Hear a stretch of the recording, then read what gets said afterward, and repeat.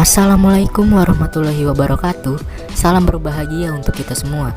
Di hari yang cerah ini, kelompok kami dari kelas 11 IBB akan menyampaikan materi tentang Perang Jagaraga. Simak berikut ini. Peristiwa Perang Jagaraga yang telah tercatat di Monumen Nasional Jakarta terjadi pada tahun 1848 sampai 1849. Perang Jagaraga ini terjadi sebagai akibat dari ketidaktaatan Raja Buleleng Ki Gusti Ngurah Made Karangasem bersama Mahapati Ki Gusti Ketutjelantik terhadap perjanjian perdamaian kekalahan Perang Buleleng pada tahun 1846. Adapun isi perjanjian sebagai berikut. 1. Kedua kerajaan harus mengakui ada di bawah kekuasaan gubernemen dan mengakui Raja Belanda sebagai tuannya. Yang kedua, tidak boleh membuat perjanjian dengan bangsa kulit putih lainnya. Yang tiga, segera menghapus peraturan tawan karang. Yang keempat, membayar biaya perang sebesar 1.000 gulden. Raja Buleleng dibebankan 2/3, sedangkan Raja Karangasem itu 1/3, yang harus dilunasi dalam kurun waktu 10 tahun. Setelah Perang Buleleng selesai, Ki Gusti Ngurah Made Karangasem dan Ki Gusti Ketutjelantik serta pimpinan pasukan dan para prajurit yang setia memindahkan kerajaan Buleleng ke Desa Jagaraga. Dengan pertimbangan Desa Jagaraga mempunyai beberapa kelebihan sebagai berikut. 1. Medannya berbukit, banyak jurang untuk melaksanakan serangan mendadak. 2. Jalan penghubung hanya satu melalui Desa Sangsit agar mudah mengintai pasukan musuh. 3. Jarak Jagaraga Pabean relatif pendek, mudah mengetahui pergerakan Belanda. 4. Istri tercinta Ki Gusti Ketutjelantik berasal dari Desa Jagaraga yang memiliki naluri perang. Ki Gusti Ketutjelantik dan Raja Buleleng yang dibantu oleh Jero Jempiring dalam kurun waktu 1846 sampai dengan 1848 telah melakukan langkah-langkah strategi perang sebagai berikut. 1. Menyusun benteng-benteng pertahanan di sekitar Jagaraga. 2. Melatih prajurit-prajurit Buleleng dan Jagaraga teknik dan taktik perang. 3. Membangkitkan semangat perang masyarakat Jagaraga dan sekitarnya dengan menggunakan rumah-rumah penduduk untuk menyimpan logistik perang. 4. Meminta bantuan kepada raja-raja di Bali, diantaranya Raja Karangasem, Raja Klungkung, Raja Gianyar, Raja Mangwi, dan Raja Jembrana lengkap dengan persenjataannya. 5. Strategi yang digunakan dalam Perang Jagaraga adalah sumpit surang, Makara Wiyuhana.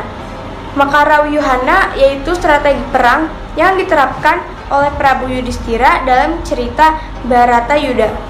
6. Di belakang tembok benteng yang dijadikan pusat markas dan komando, Ki Gusti Ketutjelantik berdiri tegak pura dalam segara madu Jagaraga. Selama Belanda menguasai Buleleng, tidak pernah merasakan kenyamanan dan keamanan karena pasukan Ki Gusti Ketutjelantik selalu membuat huru-hara di sekitar Buleleng dan Pabean, merampok kapal-kapal Belanda di pelabuhan Pabean, memboikot penjualan bahan-bahan makanan kepada serdadu Belanda. Di samping telah melanggar seluruh perjanjian yang disepakati pada Perang Buleleng, sehingga pada tanggal 8 Juni tahun 1848, Belanda melakukan penyerbuan melalui pelabuhan Sangsit dengan kekuatan 22 kapal perang yang dilengkapi dengan meriam. Serdadu Belanda dibagi menjadi 4 divisi sebagai berikut. Divisi pertama dipimpin oleh Letkol Sutherland, divisi kedua dipimpin oleh Mayor Solf, divisi ketiga dipimpin oleh Letkol Brown de Vexella, divisi keempat dipimpin oleh Mayor de Vos. Perang Jagaraga pertama, Belanda kalah dengan gugur 250 serdadu Belanda di bawah kepemimpinan Jenderal Van der Wijk. Jenderal Van der Wijk selaku komando ekspedisi ke Jagaraga telah mengakui ketangguhan prajurit Jagaraga dengan sekutu-sekutunya di bawah kepemimpinan Ki Gusti Ketutjelantik bersama Raja Buleleng yang dibantu oleh Jero Jemping.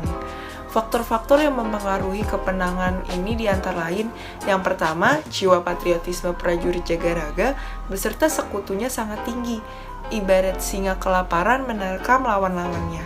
Yang kedua, mentaati perintah perang I Gusti Ketut Jelantik bersama Raja Buleleng yang dibantu Jro Jemping. Yang ketiga, melakukan serangan terpadu dengan daya tangguh dan kuat. Yang keempat, dapat menggunakan senjata bes atau bedil bes yaitu meriam tradisional yang ditempatkan di benteng utama. Yang kelima, siasat perang berjalan sesuai rencana yang dapat menggiring pasukan Belanda masuk perangkap ke benteng Supit Surang atau Makara Uyuhana. Yang keenam, Belanda tidak mengenal medan tempur Jagaraga. Yang ketujuh, Belanda menganggap remeh prajurit Jagaraga dengan sekutu-sekutunya. Dan yang terakhir, Belanda tidak dapat melaksanakan konsolidasi karena situasi politik kacau baik di Indonesia maupun di Eropa. Belanda sudah lama ingin menduduki Bali. Namun, keinginan itu terhalang oleh hukum tawan karang yang berlaku di pulau tersebut. Setiap kapal asing yang terdampar di perairan Bali harus disita dan isinya dirampas beserta awak kapalnya. Akibat penerapan hukum tawan karang, Belanda beberapa kali merugi. Salah satunya adalah pada 1844 ketika kapal mereka terdampar di pantai Sangsit yang termasuk wilayah kerajaan Buleleng. Kapal itu disita, isi dan muatannya dirampas. Para awak kapalnya pun menjadi tawanan. Belanda tidak bisa menerima hal itu. Belanda mengirimkan asisten residen Banyuwangi bernama Raffia de Lignage ke Bali. Ia ditugaskan menjalin negosiasi dengan pihak kerajaan Buleleng, termasuk berusaha menghapuskan hukum tawan karang. Insiden di perairan Buleleng menjadi puncak kekesalan Belanda. De Lignage yang semula berpura-pura baik agar bisa menarik hati Raja Buleleng, pada akhirnya tidak tahan lagi. Ia bahkan memaksa kerajaan Buleleng untuk mengakui kekuasaan Belanda. Tentu saja keinginan tersebut ditolak mentah-mentah oleh kerajaan Buleleng yang saat itu dipimpin oleh seorang raja bernama I Gusti Ngurah Made dan didampingi oleh I Gusti Ketut Jelantik sebagai patihnya. Armada perang Belanda datang ke Buleleng pada pertengahan 1846. Armada perang ini merupakan pasukan gabungan dari Batavia dan Surabaya, terdiri dari 1.700 prajurit dan hanya 400 tentara saja yang berasal dari Eropa. Sebelum menyerang, Belanda masih berupaya melakukan usaha diplomasi terakhir. Bagaimanapun juga, perang akan berpotensi menimbulkan kerugian besar. Belanda menuntut Buleleng meminta maaf, juga meminta ganti rugi atas pemberlakuan hukum tawan karang, serta beberapa tuntutan lainnya. Hal ini tak pelak membuat I Gusti Ketut Jelantik marah dan menghardik utusan Belanda. Begitu pula dengan Raja I Gusti Ngurah Made yang tidak sudi tunduk. Tidak ada jalan lain, perang harus terjadi. Tanggal 25 Mei 1846, dari laut kapal-kapal Belanda menghujani tembakan meriam. Sementara itu, mereka juga mengerahkan ratusan serdadu dari Angkatan Darat. Pasukan dan rakyat Buleleng tetap bertahan di dalam area benteng. Belanda rupanya kewalahan menghadapi serangan balik pasukan kerajaan Buleleng yang dipimpin oleh I Gusti Ketut Jelantik. Pada 26 Mei 1846, didatangkan bantuan dari Batavia dan Madura. Pasukan darat Belanda semakin merangsek menuju pusat istana. I Gusti Ketut Jelantik terpaksa mundur demi keselamatan raja. Tanggal 27 Mei 1846 pagi, ibu kota Buleleng jatuh ke tangan Belanda. Awal tahun 1848, pelatih Jelantik mulai menggerakkan pasukan untuk mengusik Belanda secara gerilya. Pos-pos dan kapal-kapal Belanda menjadi sasarannya. Belanda membalas, tapi selalu gagal berkat siasat jitu yang diterapkan Patih Jelantik. Sepanjang tahun 1848 itu, Buleleng berkali-kali meraih kemenangan. Namun, memasuki tahun 1849, Belanda memakai taktik adu domba. Mereka menyusupkan utusan untuk menghasut dan memecah belah kerajaan-kerajaan lokal di Bali yang kala itu cukup solid dalam upaya menghadang ambisi kaum penjajah. Selain itu, Belanda juga menebar rumor bahwa sebagian kerajaan di Bali sudah ditaklukkan. Kabar bohong alias hoax ini membuat Buleleng cemas, juga barisan sekutunya. Pasukan gabungan Buleleng pun tak fokus lantaran khawatir, bahkan tidak sedikit yang meninggalkan benteng pertahanan di Jagaraga.